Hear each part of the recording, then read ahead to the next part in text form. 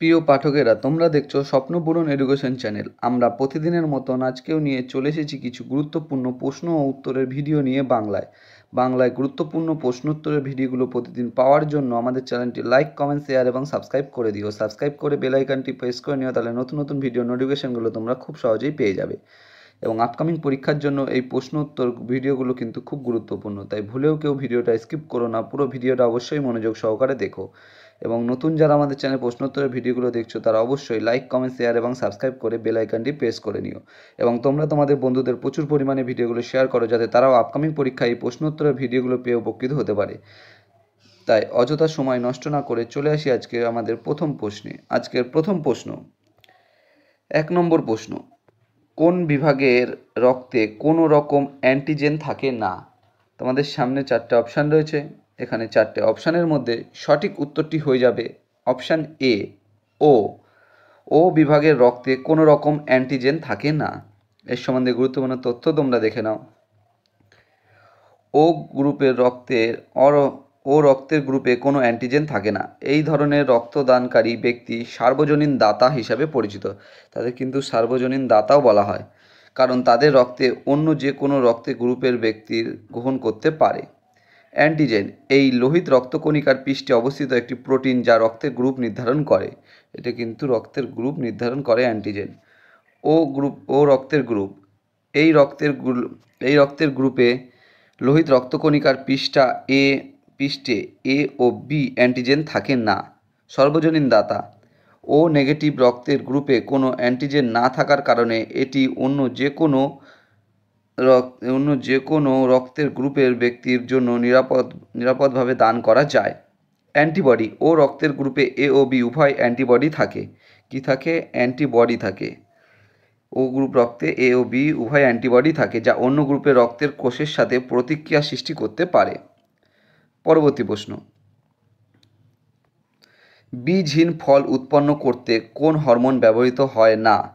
তোমাদের সামনে 4টে অপশান রয়েছে। এখানে 4টে অপশানের মধ্যে সঠিক উত্তরটি হয়ে যাবে অপশান বি, ইথিলিন।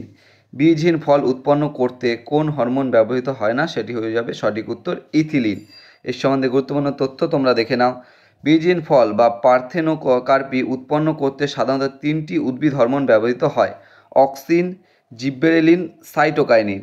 এগুলি এককভাবে বা সম্মিলিতভাবে ফলের গঠন ও বৃদ্ধিকে উৎসাহিত করে। এগুলো কিন্তু 3টে কিন্তু ফলের গঠন ও বৃদ্ধিতে উৎসাহিত করে। অক্সিন ফলের সেট এবং বৃদ্ধিতে উৎসাহিত করে। অক্সিন। জিব্বেরেলিন ফলের বৃদ্ধি এবং বিকাশে সাহায্য করে, বিশেষ করে বীজহীন ফল উৎপাদনে। সাইটোকাইনিন কোষ বিভাজন এবং বৃদ্ধিকে ত্বরান্বিত করে, যা ফল গঠনে সহায়তা করে। পার্থেনোকার্পি বা নিষেক ছাড়াই ফল গঠন একটি গুরুত্বপূর্ণ কৃষি প্রযুক্তি, যা বীজহীন ফল উৎপাদন করে, যা খাদ্য নিরাপত্তা এবং ফলের গুণমান উন্নত করতে সাহায্য করে। পরবর্তী প্রশ্ন, 3 নম্বর প্রশ্ন, স্মার্ট মানি শব্দটি কি নিচের কোন বিষয়ের সঙ্গে যুক্ত? তোমাদের সামনে 4টে অপশান রয়েছে। এখানে 4টে অপশানের মধ্যে সঠিক উত্তরটি হয়ে যাবে option A, credit card. Smart মানি শব্দটি নিচের ক্রেডিট কার্ডের সঙ্গে যুক্ত। এর সম্বন্ধে গুরুত্বপূর্ণ তথ্য তোমরা দেখে নাও। স্মার্ট মানি শব্দটি সাধারণত বিনিয়োগ বা ব্যবসার সাথে সম্পর্কিত। এটি একটি কৌশল যেখানে অল্প পরিমাণ অর্থ বিনিয়োগ করে, এটি একটি কৌশল কিন্তু যেখানে অল্প পরিমাণ অর্থ বিনিয়োগের মাধ্যমে উল্লেখযোগ্য লাভ বা প্রভাব তৈরি করা হয়। বিনিয়োগ যেখানে সামান্য মূলধন ব্যবহার করে বড় ফল পাওয়া যায়। উদাহরণস্বরূপ, কোনো স্টার্টআপে সামান্য অর্থ বিনিয়োগ করে উল্লেখযোগ্য লাভ অর্জন করা যায়। ব্যবসা যেখানে ব্যবসার জন্য অল্প সময়ে বেশি লাভজনক পণ্য বা পরিষেবা তৈরি করা হয়। অর্থের ব্যবহার যে কোনো অর্থকে বুদ্ধিমানের সঙ্গে ব্যবহার করে তার কার্যকারিতা বৃদ্ধি করা হয়। পরবর্তী প্রশ্ন, 4 নম্বর প্রশ্ন, অজয় নদ যে 2 নদীর মধ্যে দিয়ে প্রবাহিত হয়েছে তা হলো? তোমাদের সামনে 4টে অপশান রয়েছে। এখানে 4টে অপশানের মধ্যে সঠিক উত্তরটি হয়ে যাবে অপশান বি, দামোদর ও ময়ূরাক্ষী। অজয় নদ যে 2 নদীর মধ্যে দিয়ে প্রবাহিত হয়েছে তা হলো দামোদর এবং ময়ূরাক্ষী। এর সম্বন্ধে গুরুত্বপূর্ণ তথ্য তোমরা দেখে নাও। অজয় নদী দামোদর ও ময়ূরাক্ষী নদীর মধ্যে দিয়ে প্রবাহিত হয়েছে। অজয় নদী ভাগীরথী নদীর একটি প্রধান উপনদী, যা গঙ্গার উৎস প্রবাহ। এটি বীরভূম ও বর্ধমান জেলার মধ্যে দিয়ে প্রবাহিত। এটি কিন্তু বীরভূম ও বর্ধমান জেলার মধ্যে দিয়ে প্রবাহিত হয়েছে। পরবর্তী প্রশ্ন, 5 নম্বর প্রশ্ন, অ্যালকোহলিক পানীয় তৈরিতে কি ব্যবহার করা হয়?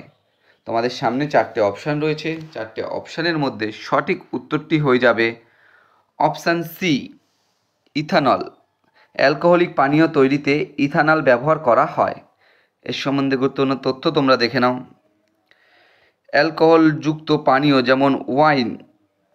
যেমন ওয়াইন, বিয়ার এবং মদের মতো তৈরির মূল উপাদান হলো ইথানল অ্যালকোহল। এটি গাজন প্রক্রিয়ার মাধ্যমে শর্করা বা স্টার্চযুক্ত উপাদান থেকে তৈরি হয়। পরবর্তী প্রশ্ন, 6 নম্বর প্রশ্ন, অ্যামিবার গমন অঙ্গ কোনটি? তোমাদের সামনে চারটে অপশান রয়েছে, চারটে অপশানের মধ্যে সঠিক উত্তরটি হয়ে যাবে অপশান সি, সিউডোপোডিয়া।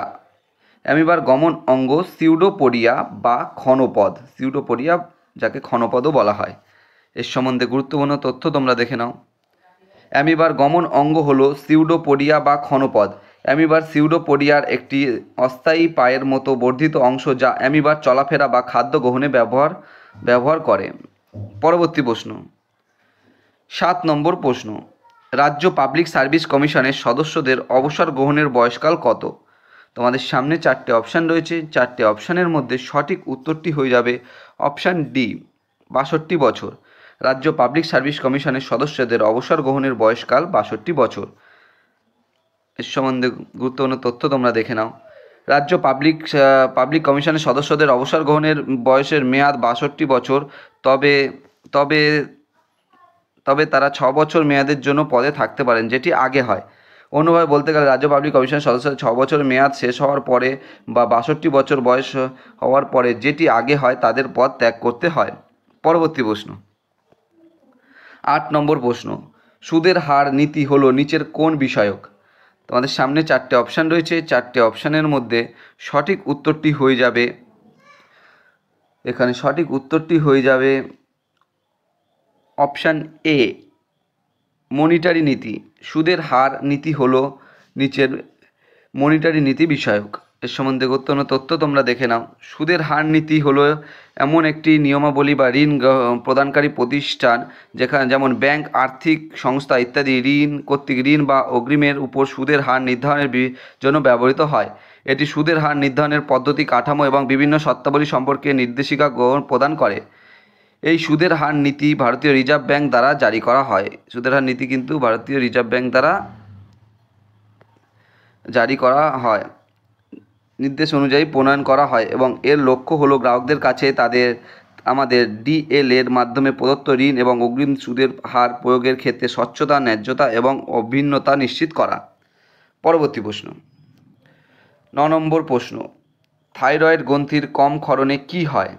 তোমাদের সামনে চারটে অপশান রয়েছে, চারটে অপশানের মধ্যে সঠিক উত্তরটি হয়ে যাবে অপশান বি, মিক্সিডিমা। থাইরয়েড গ্রন্থির কম ক্ষরণে মিক্সিডিমা রোগ হয়। এর সম্বন্ধে গুরুত্বপূর্ণ তথ্য তোমরা দেখে নাও। থাইরয়েড গ্রন্থির কম ক্ষরণে থাইরয়েডিজম, শরীরে থাইরয়েড হরমোনের অভাবে দেখা যায়। এর ফলে শরীরে বিভিন্ন সমস্যা দেখা দিতে পারে, যেমন ক্লান্তি, ওজন বৃদ্ধি, কোষ্ঠকাঠিন্য, মানসিক চাপ, স্মৃতিশক্তি হ্রাস এবং ত্বকের সমস্যা। পরবর্তী প্রশ্ন, 10 নম্বর প্রশ্ন এবং আজকের শেষ প্রশ্ন, বর্তমানে সেবির চেয়ারপারসন কে? তোমাদের সামনে চারটে অপশান রয়েছে, চারটে অপশানের মধ্যে সঠিক উত্তরটি হয়ে যাবে অপশান সি, তুহিনকান্ত পাণ্ডে। বর্তমানে সেবির চেয়ারপারসন হলো তুহিনকান্ত পাণ্ডে। এর সম্বন্ধে গুরুত্বপূর্ণ তথ্য তোমরা দেখে নাও। তুহিনকান্ত পাণ্ডে শনিবার অর্থাৎ 1 মার্চ 2025 বিকেলে মুম্বাইয়ে বাজার নিয়ন্ত্রকদের সফর দপ্তরে security and exchange board of India, সেবির ফুল ফর্ম হলো security and exchange board of India এর চেয়ারপারসন হিসাবে দায়িত্ব গ্রহণ করেছেন। 1 মার্চ 2025 থেকে তিনি তার এই পদে দায়িত্ব গ্রহণ করেছেন। বন্ধুরা, তোমাদের জন্য আজকে কটাই প্রশ্নোত্তর ছিল। তোমাদের প্রশ্নোত্তর পেয়ে যদি উপকৃত হয়ে থাকো অবশ্যই আমাদের চ্যানেলটি লাইক, কমেন্ট, শেয়ার এবং সাবস্ক্রাইব করে দিও। সাবস্ক্রাইব করে বেল আইকনটি প্রেস করে নিও, তাহলে নতুন নতুন ভিডিও নোটিফিকেশনগুলো তোমরা খুব সহজেই পেয়ে যাবে। এবং নতুন যারা আমাদের চ্যানেলে প্রশ্নোত্তরের ভিডিওগুলো দেখছো তারা অবশ্যই লাইক, কমেন্ট, শেয়ার এবং সাবস্ক্রাইব করে বেল আইকনটি প্রেস করে নিও এবং তোমরা তোমাদের বন্ধুদের প্রচুর পরিমাণে ভিডিওগুলো শেয়ার করো, যাতে তারাও আপকামিং পরীক্ষায় এই প্রশ্নোত্তরের ভিডিওগুলো পেয়ে উপকৃত হতে পারে। আমাদের ডেসক্রিপশন বক্সে ফেসবুক গ্রুপ, টেলিগ্রাম গ্রুপ এবং হোয়াটসঅ্যাপ গ্রুপের লিঙ্ক দেওয়া আছে, সেখানে গিয়ে সবাই অবশ্যই লাইক, কমেন্ট, শেয়ার এবং সাবস্ক্রাইব করে দিও। আমাদের কিন্তু তোমরা গ্রুপে জয়েন করে নিতে পারো। এবং এখনও যারা আমাদের চ্যানেলটি লাইক কমেন্ট শেয়ার এবং সাবস্ক্রাইব করোনি তারা অবশ্যই লাইক কমেন্ট শেয়ার এবং সাবস্ক্রাইব করে নিও। এবং তোমরা কমেন্ট বক্সে অবশ্যই কমেন্ট করে জানিও তোমাদের কোন বিষয়ের উপর ভিডিওর প্রয়োজন আছে, তাহলে অবশ্যই আমরা সেই ভিডিওর প্রশ্নোত্তরগুলো নিয়ে আসার চেষ্টা করব। এবং তোমরা লাইক কমেন্ট শেয়ার এবং সাবস্ক্রাইব করলে আমরা আরও আগ্রহ পাবো এবং নতুন নতুন ভিডিও নিয়ে আসার চেষ্টা করব।